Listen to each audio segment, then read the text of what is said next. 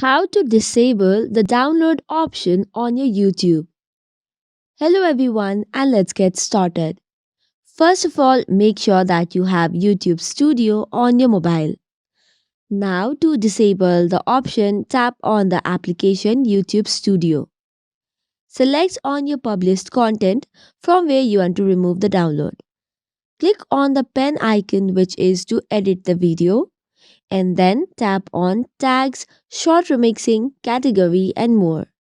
Once you tap on it, you can see different options such as allow video and audio remixing, categories, comments. Now you have to untick the option of allow embedding and then go back. Save the changes and you will notice that the download has been removed from the video. So that is all for today's video. For more such contents, do not forget to hit the like and subscribe button. Thank you and keep watching.